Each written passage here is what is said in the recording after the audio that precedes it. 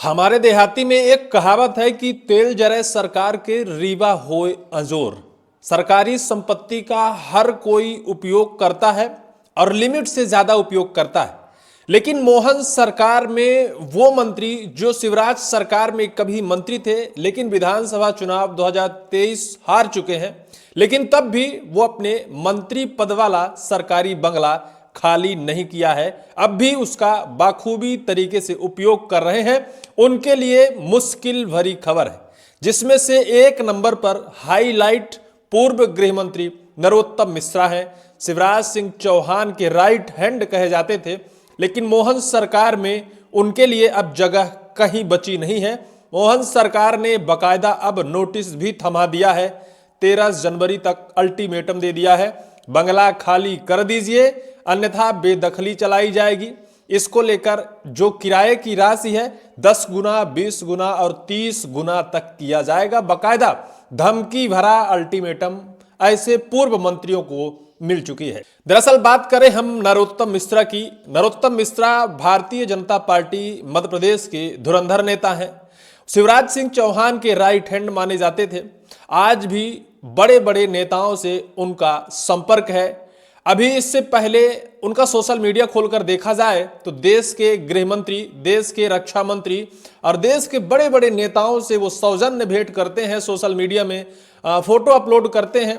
ऐसे में ये कयास लगाए जाते हैं कि अब भी नरोत्तम मिश्रा जीवित हैं। नरोत्तम मिश्रा अब भी अपने आप को सक्रिय दिखाना चाहते हैं।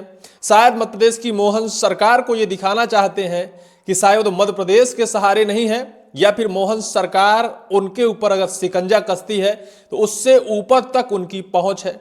लेकिन मोहन सरकार के नियम कानून कायदे सख्त हैं और उस नियम कानून कायदे के सामने नरोत्तम मिश्रा जैसे पूर्व गृह मंत्री हमें लगता है कि टिक नहीं पाएंगे।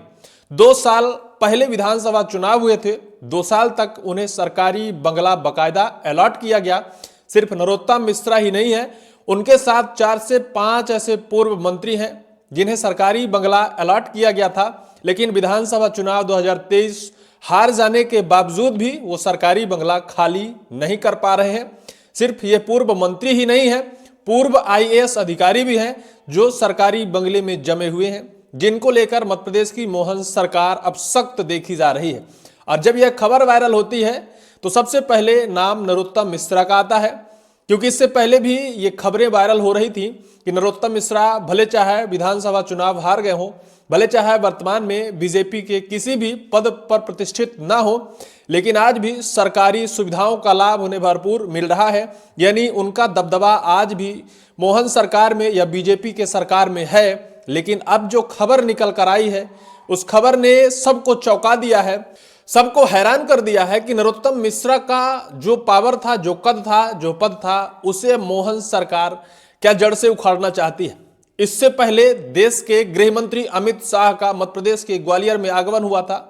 होटल से जब अमित शाह रवाना हुए थे, उससे पहले नरोत्तम मिश्रा को गेट बंद होने के बाद बुलाकर पुनः गेट खोलकर उनसे शायद कुछ मंत्रणा की थी। उस कार में पीछे ज्योतिरादित्य सिंधिया और मध्य प्रदेश के मुख्यमंत्री मोहन यादव जी भी विराजमान थे। वो तिरछी आंखों से देख ही रहे थे कि आखिर गृह मंत्री और हारे हुए एक नेता नरोत्तम मिश्रा का आखिर क्या संबंध है, क्या संपर्क है। अभी हाल में रक्षा मंत्री राजनाथ सिंह और देश के गृह मंत्री अमित शाह से सौजन्य भेंट की उन्होंने फोटो भी सोशल मीडिया में अपलोड की है। इससे शायद उन्होंने यह जताया है कि हमारा संपर्क दूर दूर तक है। मोहन सरकार अगर चाहे कि उनसे बंगला खाली करा ले, मोहन सरकार अगर चाहे कि सरकारी सुविधाओं का लाभ उनसे छीन ले, तो शायद मोहन सरकार के बस में नहीं है।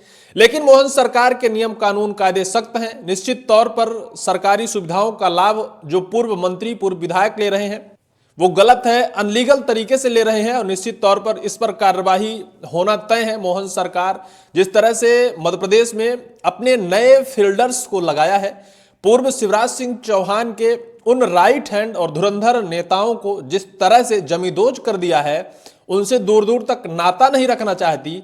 नए तरीके से मध्य प्रदेश में बीजेपी का उदय हुआ है। यही वजह है कि शिवराज सिंह चौहान के करीबियों को अब कोई तवज्जो नहीं दिया जा रहा है। अब यही वजह है कि उनसे शायद अब सरकारी बंगले भी छीन लिए जाएंगे। दैनिक भास्कर की एक खबर है जिसमें लिखा है, चुनाव हारे पद गया फिर भी सरकारी बंगलों पर कब्जा, प्रभात झा के परिवार को 13 जनवरी तक अल्टीमेटम, 7 अफसरों को भी नोटिस थमाया गया है।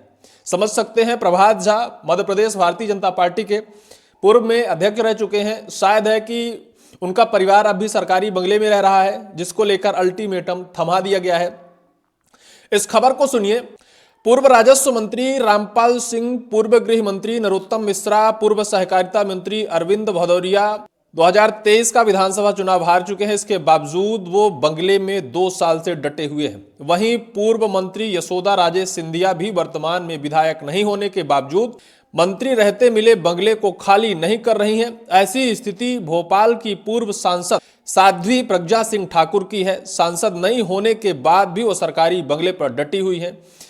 संपदा संचालनालय के मुताबिक प्रभात झा के परिवार को पहले ही 6 जनवरी को नोटिस दिया गया था, जबकि रामपाल को इससे पहले नोटिस दिया जा चुका है। अब सरकार ने साफ कर दिया है कि पात्रता समाप्त होने के बाद किसी भी स्थिति में सरकारी आवास पर कब्जा नहीं रहने दिया जाएगा। साफ तौर पर मोहन सरकार की ये रणनीति है, मोहन सरकार की पॉलिसी है कि पद नहीं है तो सरकारी बंगला अब खाली कर दो। अगर ये लोग बंगला नहीं छोड़ते हैं तो भारी भरकम किराया वसूली होगी। प्रशासन ने यह भी स्पष्ट किया है कि यदि तय समय सीमा के बाद भी बंगला खाली नहीं किया गया तो भारी भरकम किराया वसूला जाएगा। नियम के मुताबिक पहले 3 महीने तक सामान्य किराया, इसके बाद अगले 3 महीने तक 10 गुना और इसके बाद भी आवास खाली नहीं होने पर 30 गुना तक किराया वसूल का प्रावधान है। विधि विभाग ने इस तरह की वसूली को मंजूरी भी दे दी है। आप सोच सकते हैं कि नरोत्तम मिश्रा हो गई, साध्वी प्रज्ञा ठाकुर हो गई, यशोदा राजे सिंधिया, ये ऐसे मध्य प्रदेश बीजेपी के नेता हैं जो एक समय बीजेपी के धुरी माने जाते थे।